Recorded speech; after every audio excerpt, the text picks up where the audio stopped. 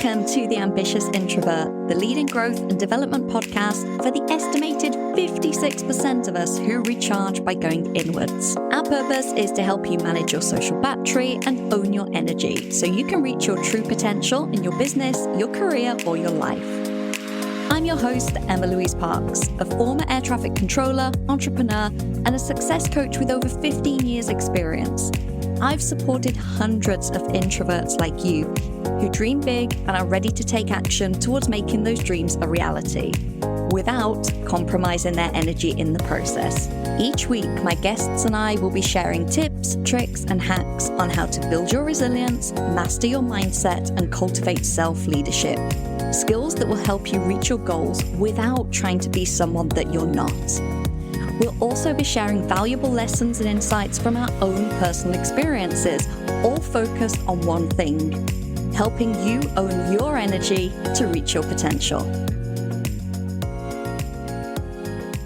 Hello, happy April already, and welcome back to the Ambitious Introvert podcast. I'm Emma-Louise, and today's guest is a returning guest. She was on the show back in 2021, which feels like forever ago. And literally, I've been meaning to bring her back because I knew that there was another, really great, valuable conversation to be had. And then life happens, and all of a sudden, it's almost 3 years ago, which is insane. So I'm really thrilled to be joined by the lovely Marielle Legair today. Marielle is someone I also consider a friend. I was lucky enough to connect with her right at the start of my entrepreneurial journey. We were in a group program together. We've been to a retreat together in Los Angeles. She even came out to celebrate my 40th birthday right before we went into lockdown in 2020. And it's been really lovely to stay connected with her and see her business grow and evolve. And as an ambitious introvert, we obviously have so much in common. And so last time Marielle was on the show, which I will link in the show notes if you want to listen, we talked about public speaking. It's something that Marielle is very accomplished at and has built her business around. And now we're going to talk about her real field of expertise, which is personal branding.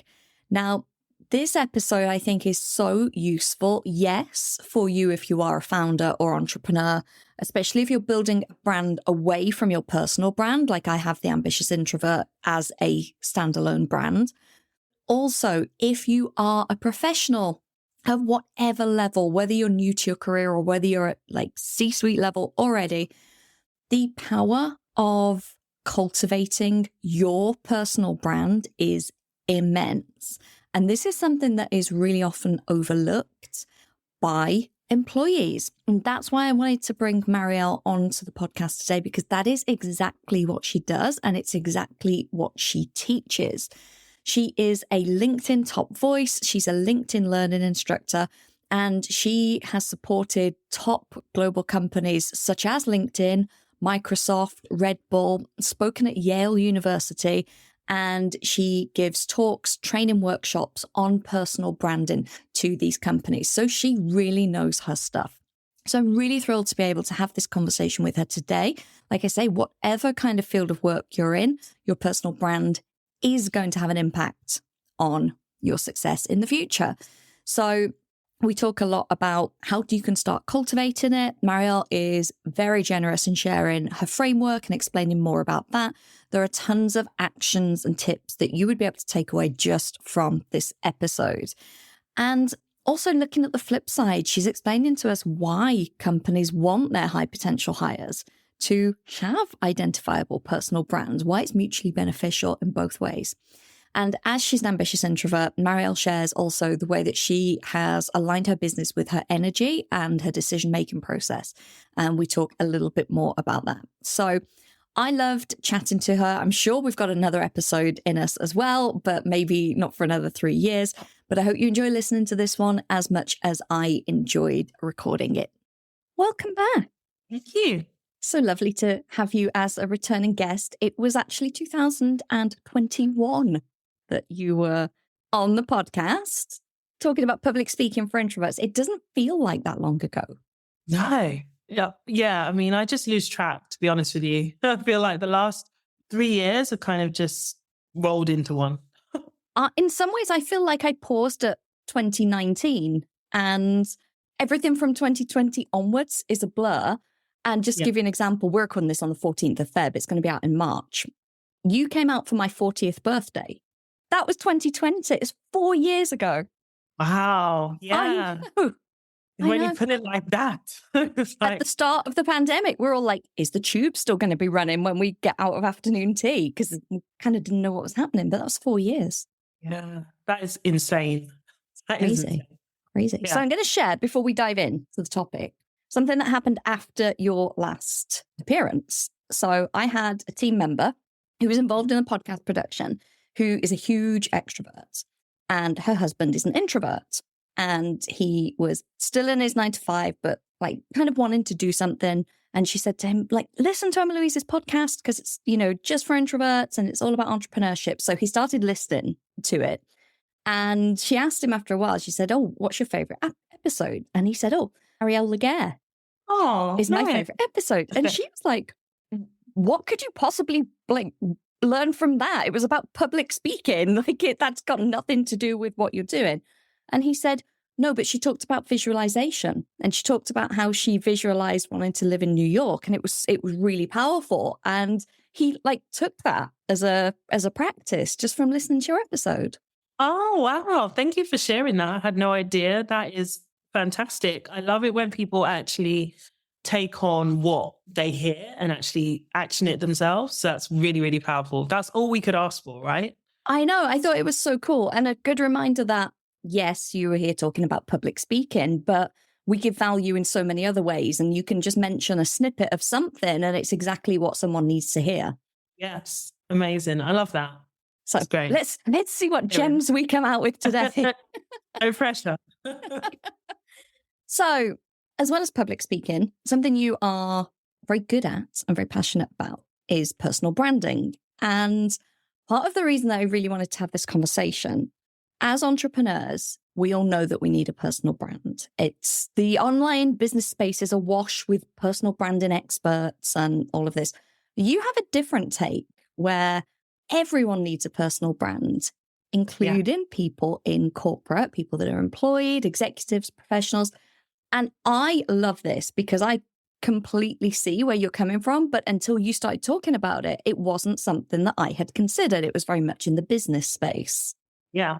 Yes. Oh, absolutely. Everyone, as far as I'm concerned, needs to have a personal brand. And there's so many misconceptions about personal branding as well. So I'll touch on that. But part of the reason we all need to take personal branding seriously is because it's very easy to become overlooked without having an intentional strategy for what you want to be known for. And there's a very popular quote in my industry, which is, your brand is what people say about you when you're not in the room, by Jeff Bezos, Amazon founder. And in the corporate world, if we think about it, all of our big career conversations when we're in corporate take place when we're not in the room. You know, Emma, should you be the one to work on that new project? Should you be promoted? Should you be given a pay increase? All of those conversations happen when people aren't actually there. And this is why we need to be very intentional about making sure that whoever it is that's advocating for us when we're not there has something to say. And they can only have something to say when we've actually taken the time to cultivate our personal brand. So yeah, it goes without saying, it's like your roadmap to success in and out of corporate. So I know a lot of people are going to be thinking, personal brand, are you talking color palette and fonts? And because I think the two get so conflated in the online space when we're talking about branding. How would you define someone's personal brand if they are an employee? Yeah. So it's about having an intentional strategy to showcase your unique skills, your expertise, your personality. It's essentially what you want to be known for. So that does include your branding from an aesthetic point of view, but I think it's definitely much deeper than that. It's like what you want people to say about you when you're not there. And for anyone listening going, interesting, but I've never really thought about this. I haven't been intentional. I haven't cultivated it. Where would be like a really accessible place that they could start with their own, say, skills or perception of themselves to think, is that the foundation of a brand for me? Yeah, that's a good question because it really does start with self-reflection. I think none of us are one-dimensional. Many of us often think we are, or that we don't have anything to say, which is just not true. It just requires some thought and self-reflection. Oftentimes I say, speak to like your closest friends. Ask them what they would say about you. What are your strengths? What are your weaknesses? What are the areas that you should be focusing on to develop? That's really going to help you identify who you are at your core. So that really is the first step, right? Doing a self audit and seeking the input of others who know you well. And then it's about, okay, how do I communicate that? What out of everything that I've identified do I want to start showcasing? Because even though you may be skilled in multiple areas, you don't necessarily have to focus on everything. I think it's about just being very intentional about the few, one or two, three things that you do want to be known for and showcasing those. I think that's helpful as well because it can feel really overwhelming to think I've got to create this brand and I've got to be the best at everything and showcase, Yes. like you say, every single thing that I do. And if someone's been, say they're a, ambitious introvert, high performer, high achiever, and, they're jumping very quickly up the ladder through different roles, they're going to have gathered so many different skills and experiences. It can feel like, well, do I have to share all of this? Yeah. And that's a common question that I get as well is like, I've got so many skills. I mean, even if you think about your elevator pitch, it's always going to be fluid depending on who you're talking to, right? You want to start pulling out the things that are relevant to your specific audience at any given time. And that's likely to change. And that's okay as well. So I think as long as we clear on who we are and what it is that we want to be known for, that's fine. That's a great foundation. But I think building on that, it's about recognizing that our positioning is going to change based on our audience, and that's fine as well. From a business owner point of view, I have had the same brand since early-ish 2020, but it has definitely ebbed and flowed and pivoted and evolved. And the foundation of it has always been ambitious introverts, as you know, but my focus has changed from like newer business owners and then more established business owners, and now more of a focus on mindset and energy. So it's still the same. The basics are still there, but my elevator pitch, yes, has changed. My bio has changed. It's the same people, but I'm maybe serving them in a slightly different way with different skills. Yes. And that's totally to be expected, because none of us are kind of like set in stone. This is what I do, just this thing. It's always ebbing and flowing. And that's part of life, I think. What kind of results have you seen in clients that have really embraced this and crafted their brand? Yeah. What kind of results? Oh, so many. I mean, I'm excited. Yeah. So I've developed a 5-step framework, which is what I teach to my corporate clients and also to my one-to-one clients as well. And essentially it's 5 Ps. The core element of that is mindset, right? Because I believe that no strategy, no corporate strategy, no business strategy is going to work until we really work on our mindset, work on our beliefs. So I would say one of the biggest transformations I see in my clients is essentially holding up a mirror to them to help them identify, okay, I've been holding myself back by telling myself this story. I've been keeping myself very small. I've been staying in my comfort zone. I'll give you a perfect example, actually. On Monday, I got tagged in a post from somebody who had attended a workshop that I delivered for LinkedIn in London in November, right? So 4 months ago now, I delivered a workshop for LinkedIn, and somebody in that workshop was so moved by what I had to say, 4 months later is still taking action and putting herself out of her comfort zone. She decided to relocate from, I think it was Las Vegas to Colorado. I don't know what that distance is, but it was huge for her because she had been wanting to move for 10 years. And she hadn't taken the step. But from attending my workshop, she recognized that she was very much in her comfort zone for too long. And now she's taking action like she's never taken before. So things like that, I get messages like that very often. Just, it's just a cherry on the cake, the fact that people are actually taking the action. I couldn't wish for anything else, really.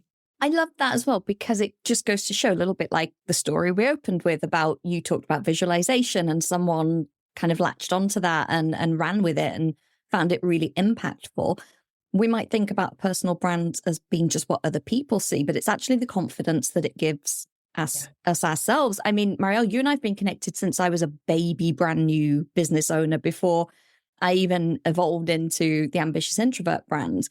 Yeah. And so you probably saw, as soon as I had that brand and the confidence I understood, then things changed very quickly for me, because I'm like, well, I know exactly what I'm talking about. I know who I'm serving. I know what my strengths are. I know who I'm not for, and all of those things. And that enables you to take action. So yeah, this person, they might have watched a workshop with you about their personal brand, maybe for their business or their, career, but it's enabled them to make a big move because they found that confidence in themselves. Yeah. And they've also been given tools that they hadn't had before to essentially self-audit, apply the concepts, and actually take action as a result of that. So yeah, it's incredibly powerful. The other thing that I know you are very involved in is delivering training and workshops to some amazing companies who obviously now see the benefit in this. Companies don't just spend their time and money on development that they don't believe in. So they obviously now are starting to see that if we're equipping our employees with this knowledge so that they can build their brands, it's also beneficial for us. Talk a little bit more about how it's kind of, mutually beneficial. Yeah. Oh, where to even start with that? That's such a big question. So I'm guessing your listeners don't know. So don't know me. So I'll give a little of context. So essentially the work that I do now is working primarily with billion-dollar brands to train and develop their talent on their retention strategies. So clients I work with are the likes of LinkedIn, Diageo, BP, EY, Macquarie, and they all have approached me. I don't do any sort of cold outreach, but they've approached me in recognition that there is a skill gap with their talent around their ability to advocate for themselves, around their ability to network effectively, build relationships with senior leaders. And that has a direct impact on the talent pipeline, on their bottom line. These are C-suite issues, right? It's not kind of just like, let's just do this for a fun thing. This is going to impact their bottom line if they don't develop their talent, especially their women, especially their diverse talent, who often don't have the same leverage in the boardroom or in meetings. So it's really just about equipping them with those soft skills. I say soft skills in inverted commas because I don't believe they're soft skills at all, but just about equipping people with those skills to essentially, it's like a toolkit so that they can advocate for themselves more effectively. And it could be the difference, like you say, touching on employee retention, which is obviously a massive concern to any business, could be the difference between someone progressing and evolving within that company or going, I just don't feel comfortable here, so I'm just going to leave, when in fact, they've just not nurtured their skills and talents. Exactly. And that's what we're seeing, especially post-pandemic, is a huge fallout of talent, especially with women and diverse talent, feeling that there's no place for me in the workplace. I'm going to leave, or I'm going to go somewhere else where I do feel that my skills and talents are recognized. So there's a real urgency, in fact, to provide that training and that dedication to the talent, for sure. I think it's interesting how the workplace has changed so much. Some of my clients that are execs, went from home working and hybrid working and were actually like, wow, I'm so much more productive. My energy levels are so better, to being recalled back into the office and doing the commute and being around people all day and recognizing, oh, now that I know there's an alternative, I'm not sure this is right for my introverted energy. Yes. Oh, that's huge. I learned that quite late, actually, in my career, because I started off in a PR agency. And I remember feeling so overwhelmed during that time because there was music playing, there was TV on, and constant chatter. And at the time, I didn't have the skills to recognize that I'm just introverted. I'm just overly stimulated. But I can only imagine how introverts working in a hybrid environment navigate that space, because it's a lot to manage. It's a lot to manage. It's we always laugh, it's the water cooler chat. The extroverts are like, oh, I can't wait to get back to the office and like catch up with everyone and people and have a chat around the water cooler. And my introverted clients are like, oh, small talk. Yeah. Yeah. Oh my gosh. You're bringing back memories. My corporate days. It's like memories I don't want to think about. It's so true though, that overstimulation piece as well. And I think even with being confident in your personal brand as an employee, maybe that isn't your strong point. Maybe you're not going to be the loudest person in the room. Maybe you're not going to be, doing a ton of networking or bringing things together. But if you are solid in your skills of going, this is what I am excellent at, and this is why you need me on your team, I think it helps, introverts in particular, to be like, oh, I don't have to model that leader that's a couple of steps ahead of me, that's very loud and extroverted, because I have a different strength and I can promote that.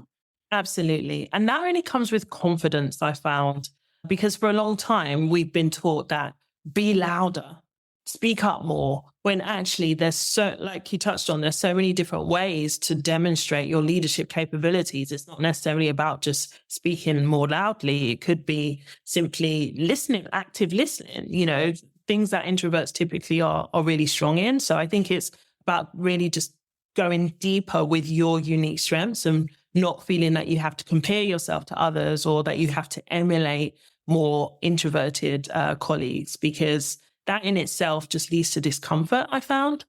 I think it's one of the quickest ways that people burn out, because they're trying very much to act like someone else who is the maybe more masculine 1980s high-flying definition of success. And then, why am I exhausted? And it's like, well, that person can keep doing it because they gain energy from it. But if you're trying to fit into that mold, and same in the online business space, I definitely fell into that in the early days, because you saw someone with a successful business, they were marketing in a certain way. So it's like, oh, like that's what I have to do. You and I were chatting about this before we hit record. There's not one right way for everyone to market a business. No, there really isn't. And this is where, for me, it's been such a game changer. And I talk about this a lot, even just with friends, to understand my energy type and work to my unique energy type, because we're conditioned to, if you work with a coach, you end up inheriting their way of working. And that may not necessarily work for you. In fact, it likely won't work for you because it's likely you don't have the same energy type. So that has been a huge eye-opener for me. So I would say since we've been connected, which is over 5 years, you always knew you're an introvert. I definitely knew you were ambitious. And, we've had these conversations before. But I definitely see how you've grown and refined your energy and feel, like you say, maybe more confident in saying, no, that's who I am. And this is the way I do things. I think it's an interesting reminder, because people may come across you and your body of work now and think, well, that's easy for Marielle to sit there and be confident and look beautiful on video and talk about these things because she's confident in herself. But I think it's an interesting reminder that there's a journey, and not saying that you weren't confident when we met. Of course you were, but when you see how people grow over a significant amount of time, it's just a good reminder that you can start anywhere. Oh, absolutely. You can start anywhere. And I think it's not necessarily going to be comfortable. It's not going to be necessarily comfortable because you're essentially, from an energetic standpoint, you're going deep into your past. You're exploring things that may be kind of buried at a subconscious level, clearing out all that gunk or all of that stuff that you may not necessarily want to confront. And you're exercising boundaries like you've never before. I don't necessarily say yes to everything. I still get companies approach me to do work, and, sometimes I say no because it's just not aligned, or they don't, there could be huge brands, but they want to pay me $2,000 to deliver something to transform their talent. Had that yesterday, things like that. And I was just like, before I may have said yes, and it would have been out of alignment. But now I'm totally fine with saying no to most things that don't align with me. It's such a cliche, but the cliches are often there for a reason of knowing your worth. Like you saying, I know that it's worth more than $2,000, so I'm not going to do that. And I feel like that's another kind of fundamental part of someone's personal brand is, I know my worth in this area. I know that this is what I'm really valuable for. I will also say I'm very grateful that you said yes to this. Of course. But it's such a good point, because I think as we grow and develop our confidence, we also grow in our abundance mindset and recognize that it's okay to say no, because there's going to be another opportunity that is more aligned. And just having that belief and that faith that there's so much more out there and there's so much more coming. I don't have to say yes to everything, and that's okay. I love that. And you can choose to say no to something that's paid, but you can choose to say yes to something like this that you give your time for because it feels aligned and it's sharing the message that you believe in. That's the way I always look at these things. Yeah, absolutely. For sure. So tell us a little bit about how you can support people if they want to look you up and learn more about starting or cultivating their personal brand. Yeah, so I work with early stage career and early stage business owners to executives, right? It's very much, like I said at the start, I believe everybody needs to develop a personal brand.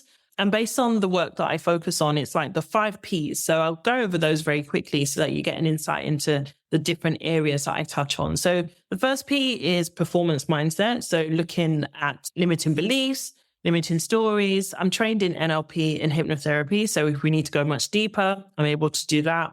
And then the second P is looking at pitching. So helping people craft a compelling elevator pitch. With the corporate brands that I work with, this is typically the most popular portion of the framework, actually, the elevator pitch session, because most of them don't have elevator pitches, Emma, in the corporate world. We're not doing video, but I'm like aghast here. I can't quite believe it. Yeah, which blows my mind. I'm like, hold on. So how have you managed to get this far? How are you currently introducing yourself? Because most people just use their job title when they introduce themselves. And job titles are really quite vague because they don't touch on the impact.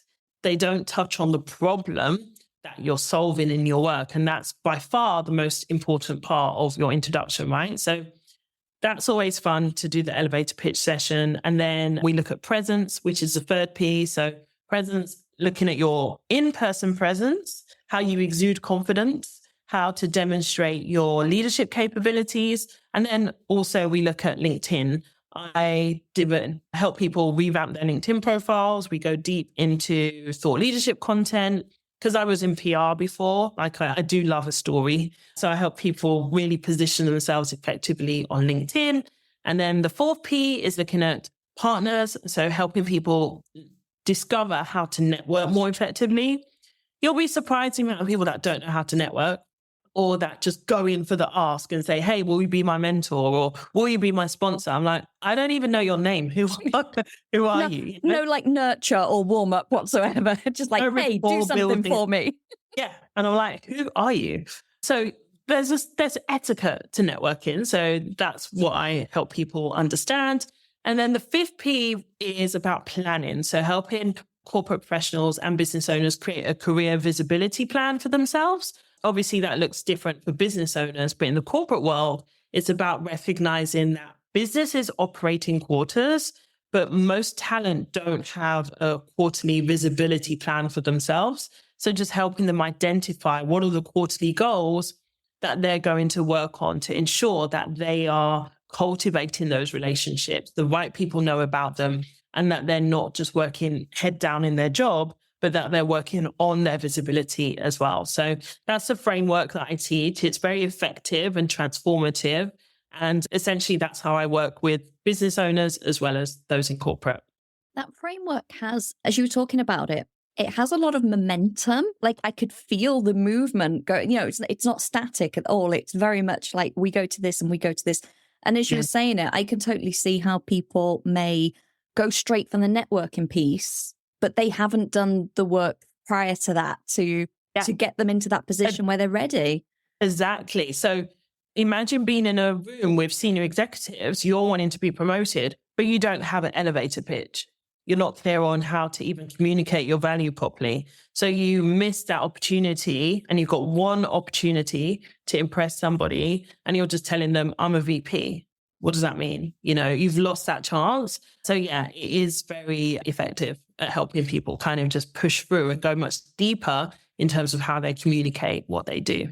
I feel like we should set homework to everyone listening. You need an elevator pitch. Yeah. Whatever you're doing, you need to work on your elevator pitch. People are probably thinking, oh my gosh, where would I even start? But it's very true, because when I used to tell people I was an air traffic controller, everyone wanted a very long conversation. Everyone found that extremely interesting. They had tons of questions. And what I've recognized now is, if I'm not that interested in having a conversation and someone asks me what I do, I can say, I'm a business consultant. And they go, oh. And that is literally the end of the conversation. Now, for me, that's because I want the end of the conversation, because I don't want the small talk. If I say to them, oh, I'm a founder of a brand called The Ambitious Introvert, and I'm an executive coach, they want to have a conversation. So I think that's so great. Like you say, even just saying like, I'm a VP. Well, all right, move on to the next. But yeah, exactly. Who are you? Yeah, it's the fastest way to like end the conversation, right? All the introverts are like, right, noted there, when I don't want the small talk. But yeah, when you're trying to connect with these people, there is so much more to you than just your job title or your business. Yeah. And it's also important to ask open-ended questions as well, like be more interested in the other party. I think introverts generally are very good at that, but it has to be a two-way conversation for sure. It's funny, I've been a guest on some podcasts where it's very much question, answer. And the question's not tied into kind of the previous answer. And I felt like you're not really listening to what I'm saying, because you've got a list of questions that are being asked. And I feel like if people are approaching networking from that point of view of being over prepared, and I need to talk about myself and I need to get these things out, you're missing that opportunity for connection. Oh, absolutely. And most people like talking about themselves, right? Like just being genuinely interested. And that's rare, I found. Have you found that, when you go to a networking event and you ask someone like, how are you? Or what's been going on in your world? They're like, thanks for asking, or how are you really? Thank you. Yeah. Like, people are so quick to say, when you say, how are you? They go, I'm fine, thanks. How are you? Because that's the conditioning to turn it back around. It's like, you didn't really answer the question. Are you fine? Are you really fine? Yeah. Yeah, exactly. Don't go network with Marielle and I, because you'll end up spilling the contents of your brain, or be like, how are you really? But no, it is so true. I think having an interest in what people are saying, it just makes people feel good. Absolutely. And who doesn't want to be around people who make them feel good, right? And always remember, after the networking event, to do some follow-up, mention something that you discussed on that evening that you met, just to keep that rapport going and to keep that connection alive, because it's so easy to just meet people and be like, okay, bye. You've got to keep it going. Keep it moving. I have a client who's a networking expert. That's her business. And it's the biggest thing. She's got like trackers and spreadsheets, because she's like, people don't follow it. They make these connections and they're so busy going, I need to build my network, that they're onto the next and onto the next. And she's like, and yet there's all these people that you could have these really beneficial relationships with, and you've kind of said hello and then moved on. Yeah. Yeah. It's not enough. It's not enough. Not enough. Oh, I love that. Marielle, I love everything that you've shared. I know that the work you do is super valuable. I have loved listening to it. So I know that the listeners will have enjoyed it. I'm going to put all of your links in the show notes. Where is the best place that someone can come and connect with you to learn more? I would say LinkedIn. I hang out there quite a bit, and my website. Both are Marielle Legair. And I'm also in the process of launching my YouTube channel, which I'm very excited about. So I'll be up and running on there very, very soon. I am excited to see that. So good luck with that endeavor. That will be fantastic. Before I let you go, obviously, I'm going to ask you, and as you're an ambitious introvert yourself, this is doubly beneficial, but what is one way that you are very conscious in owning your energy so that you can work to your highest potential? What is one way? That's a difficult question for me, because I've got multiple ways. But I would say the one way that has been really beneficial is to just work to my energy type and understand what my unique energy blueprint is. So I'm very big on human design. I don't know if you are, but for me, it's been so transformative because for the longest while in my business, I followed other people's blueprint and it really didn't lead me anywhere. It's only when I really started understanding my unique blueprint as a generator, 5-1. Essentially, generators have very magnetic energy, which means that opportunities come to me. You know, I shouldn't be somebody in business who is chasing after opportunities, which is what I was conditioned to do. As a 5-1 means I'm very much a nerd, basically. I love research. I love going deep into topics. And this is why I'm excited about YouTube, for instance, because I feel like a lot of other social media platforms like Instagram, we were talking about, it's very much just scratching the surface. Whereas I could go much deeper and really just work to my unique energy type and block out all of the noise of other people that tell me that I should be doing X, Y, Z when I know that I should be working uniquely to me. So that's been really powerful. I love long form content. Obviously, I've got this podcast and it's so true what you're saying about Instagram. Imagine all of the value that we've had in this conversation. How long would it take to share that on an Instagram post or a 60-second story? Whereas when you've got this longer period of time to go deeper, I just think it's so much more transformational for the listener. Absolutely. Absolutely. And in some ways, like I wish I had started sooner, but you know, nothing before its time. I felt like you were a generator. I was going to ask you halfway through because you said something. And I think when we're talking about the responding to people and having the conversations with people, because I'm a 1-3 generator. And I feel like it's the same thing. It's like attraction marketing and being magnetic and doing the right thing, which as a 1, again, like research, learning, all of that for me. I mean, I have a saying in my business and it's funny because it's so true. It's the more I learn, the more I earn. Because when I decide to learn something new or get a new skill or take a new certification, it's like the next up level in income because I'm so magnetic at that time because I'm doing something that I love. And you're excited about it, aren't you? And you want to tell people. Yeah. It's not like, oh, I have to do this course. It's like, yeah, I get to learn something. And obviously that's like lighting my sacral up, which then, you know, magnetizes in. So I love that you shared that as well. And a good reminder. Yeah, we talk about human design quite a lot on here. So thank you for sharing that. Wonderful. Oh, well, thank you so much for having me. It's been really fun. Thank you. Thank you. Maybe we'll do a round 3 in another couple of years. Yeah. I'm sure we'll have more to talk about and you'll always be welcome. So thank you so much for your time and sharing your wisdom with us. Thank you, Emma.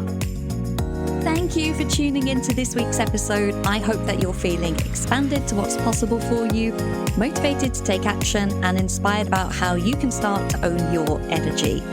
I share even more tools and resources on my Introverts Only email newsletter. By signing up, you not only get early access to the Ambitious Introvert products and services, but you also get brand new podcast episodes delivered straight to your inbox every Monday, meaning you'll never miss your weekly dose of introvert-friendly inspiration. Sign up now at theambitiousintrovert.com/newsletter or click the link in the show notes. See you next week.